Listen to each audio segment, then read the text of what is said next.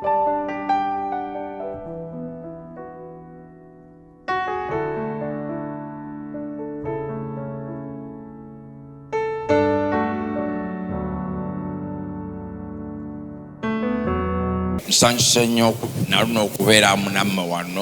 so glad to be again. I thank God so much. Jesus Christ has protected you. You're still alive. You can still listen to me. And you can still see me. You know, Jesus said that he came so that his sheep may be with life, have life abundantly. And another time we talk medical check-up, what they call medical check-up, making a yearly check-up.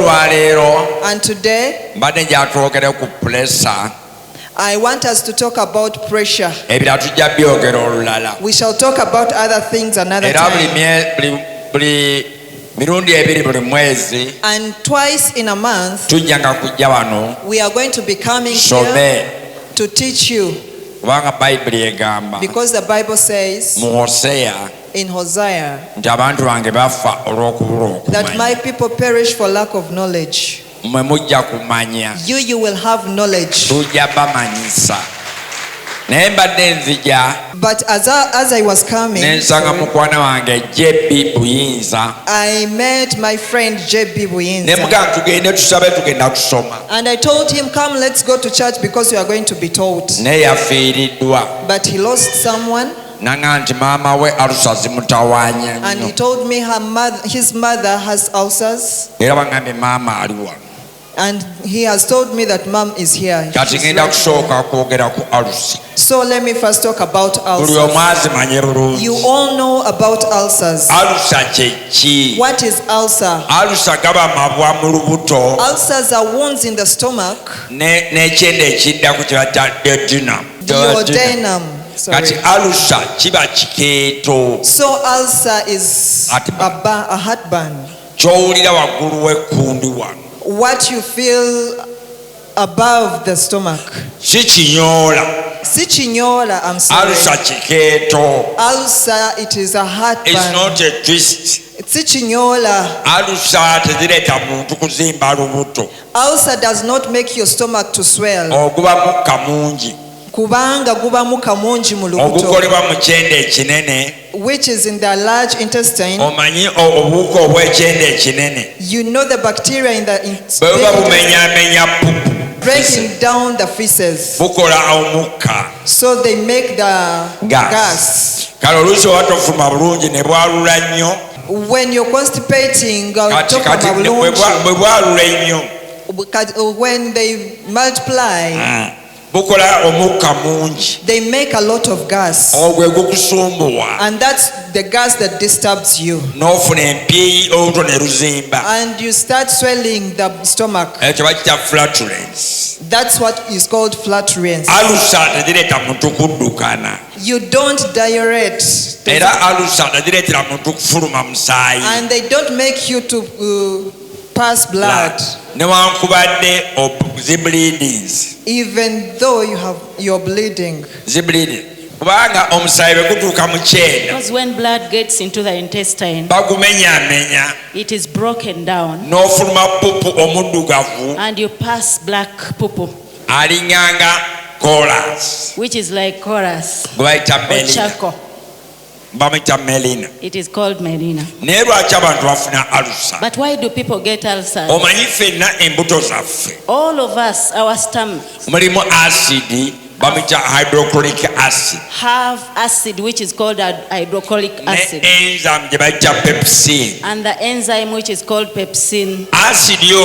That acid, when you eat food that has bacteria, that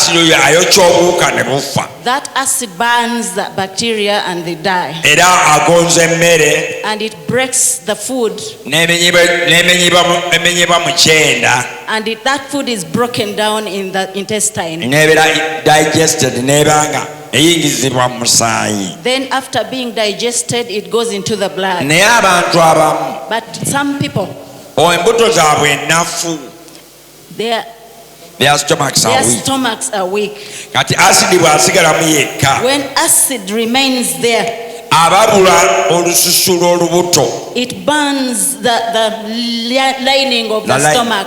N'ofunamu amabwa ge bayita ulcer. And you get these wounds which are called ulcers. Ate abalala And some people bakola acid mungi, create a lot of acid, n'ababula olubuto. and it burns the stomach. Wona abantu abalina akantu ke bayita Zollinger-Ellison syndrome. There are people that have that thing Ekaleetera olubuto okukola acid omungi, which causes the acid to develop in the ne stomach. bafuna obulwadde bwa ulcer. And then finally they get the ulcers. Ate waliwo n'obuzibu obulala. There are also other problems. Kati olaba guno baguyita omumiro. When we look at this, it is Guno called mumiro. a throat.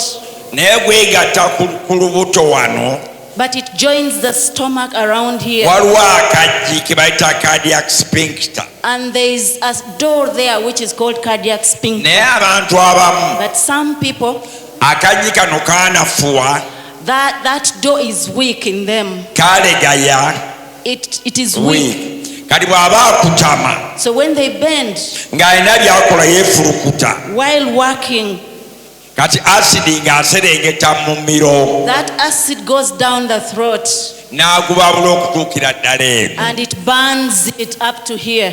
Ekyo bayita gastroesophageal reflux. That is what they call that. Morning. Owulira okubabuukirira ddala eno mu miro. Sometimes you hear burning up to Owulira. the tummy. Ate abaana And for the children, abamu, some of them, abantu abangi tulina akawuka bakayita Helicobacter pylori. some of us have that bacteria. Tukafunira mu mmere. We get through food. Naye bwe kabeera mu muntu wa ulcer, But when it gets into the stomach of a person with ulcers, kaleetera olubuto okukola asidi omungi. it causes the stomach to create or to manufacture a lot of Omuntu acid. n'aba ne ulcer enkambwe. And the person gets those septic Naye ulcers. muteeka okukimanya, But you have to know it, ulcer teziwona, that ulcers are not curable. naye zisiriikirira mu busiriikirizi. But you can soothe them. Yes, you can subside. Naye kiki ekireeta ulcer okuddamu ne zittuka? But what causes those eruptions of ulcers? Njagala mukiwulize bulungi. I would like you to listen properly here. Omulwadde wa ulcer A person with ulcers tasiiba, does not fast, kubanga bw'osiiba because when you fast, asidi asigala eka mu lubuto the acid remains in the stomach n'alubabula and burns it. n'ofuna ekikeeto. Then you get the heartburn. Buli owulira ekikeeto Whenever you feel the heartburn, manya nti ulcer ziddamu. just know that you have an attack of ulcers. Ekirala, Another thing, emmere. the food. Buli mmere gy'olya Whenever you eat food n'ekuleetera ekikeeto, and you feel the heartburn, eyo gyesonyiwe, please stop eating that food. toddayo girya. Don't eat it again. Ekirala, Another thing, eddagala drugs. the medicine or drugs. Waliwo eddagala lino eryaffe abasawo abatendeke, There are some drugs that we use eddagala eriwonya obulumi, just to painkillers. the painkillers. Eddagala erimu tetuliwa ba ulcer We do not give painkillers to people that have ulcers kubanga litabangula ulcer. because it really makes it worse. Wadde le bayita NSA. There is that medicine there. Eddagala eryo liyamba nnyo mu kuwonya emigongo n'amagumba, ly'amaanyi nnyo. It is very powerful, Naye tetuliwa ba ulcer. but we don't give it to people that have ulcers. Eddagala nga diclofenac, The drug like diclofenac, brufen, aceclofenac, that one, piroxicam, that one, aspirini, aspirin, indocin, that one. eryo tetuliwa ba ulcer. We do not give those drugs to people that have Era ulcers. omusawo aba agenda olikuwandiika, And if a doctor is going to prescribe it, amala kubuuza olina ulcer, we'll first ask you whether you have ulcers. ofune ekikeeto So, or they will ask you whether you have. And if you have those conditions, they don't give it. And you that has ulcers, when you feel headache or you have a bad tooth, you just have to take Panadol or Tramadol to avoid problems. So we usually see them in hospital. There is an Eritrean man who went to a doctor, and the doctor did not ask him whether he had ulcers. He gave him Blufen, 2 tablets. And the man vomited a whole dish of blood. There was also another child in school. This child was, this boy, I don't know whether it was a girl, student, was in senior 6. He read so much. And he got that headache. So when he went to the nurse. The nurse gave him 2 tablets of diclofenac. And he got an attack of ulcers. So these ulcers created holes in the stomach, and acid poured into the intestine. They brought him to us in hospital.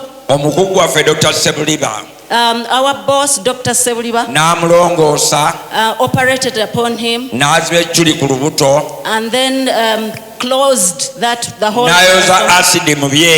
and washed the acid that was in the intestine. So we took him to the ward and put him on drips. But they were going to do the final exam. But he was admitted in hospital. So if you have ulcers, you have to be careful which painkillers you take. Even when you take herbal medicine and you feel heartburn, please stop it. Another thing about ulcers is alcohol. So many people take alcohol. In the morning they get the hangover and vomit blood. Another thing is the pipe and smoking cigarettes. Those ones you are advised by the doctors not to smoke them. We told you to stop smoking cigarettes and the pipe because you get attacks of ulcer. You become hypertensive, you get sugar diabetes, and sometimes they even spoil the pancreas and the lungs. So we banned those ones. So how do you treat ulcers now? We give you 2, 3, 4 types of drugs. We give you medicine that dilute anti-acid. We give you the anti-acid drugs. The drugs that weaken acid. We can give you tablets magnesium trisilicate ne aluminium hydroxide. Where there is magnesium, which we know all of us. So you take 2 tablets 3 times a day. Sometimes we give you the liquid one. Sometimes we also give you medicine that helps your tummy not to create a lot of acid. This is called PPI. Where there is omeprazole, that one, that one, that one, pantoprazole, that one. All those prazoles help your stomach not to create acid or to manufacture acid, and in so doing your ulcers heal. But omeprazole is the one that is readily available, and it is cheaper. but it is the weakest in terms of treating ulcers. Dr. Kalibala sendi simukozesa. I, Dr. Kalibala, I do not use the so we give you the painkillers. When we are to give you the painkillers, we give you Panadol. But when we check blood or stool, when we check stool or blood, if we find that bacteria in your blood, we give you those drugs, amoxicillin and if it is out of your blood, the ulcers subside. And when you get a serious attack of ulcers, of course,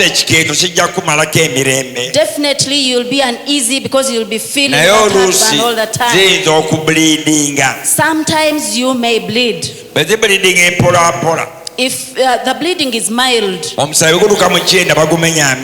when the blood goes to the intestines, it is broken down, and you pass black poo, which is but if the bleeding is too much, you can vomit blood.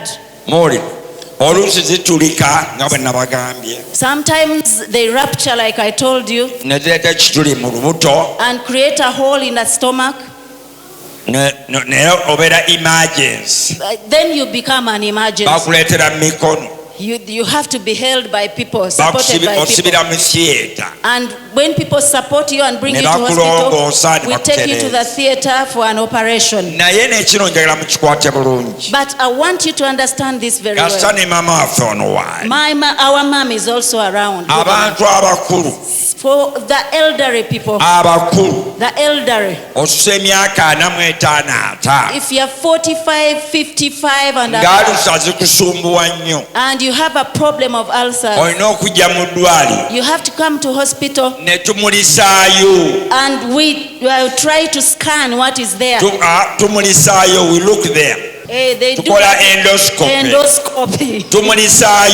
We do the endoscopy and see clearly that you have ulcers, because there are many people that are elderly. By the time we do the endoscopy, the situation is really bad. When some people have already got cancer of the stomach or cancer of the throat. So if you have ulcers and you are elderly, please come to Mengo Hospital so that we do that endoscopy. We do it for about 500,000 shillings. We prove. We do a thorough examination to confirm whether you have ulcers or cancer. We don't want you to come late. Do you hear? So please, if you are elderly, come and we do the endoscopy. I think you've understood all about ulcers. There is an arrangement that we want to do with Professor, because we want to find a way of supporting people that have medicine. We want to help those that use it as well, so that they go through the right channels as we do the clinical trials, so that it can be used all over the world to help people. I'll sit with Professor and we try to chat away forward together with the people in the Ministry of Health, so that we can help our people that manufacture herbal medicine, because we lose a lot. Thank you for listening to me. Dr. Kalibala Sendi. Those are his names.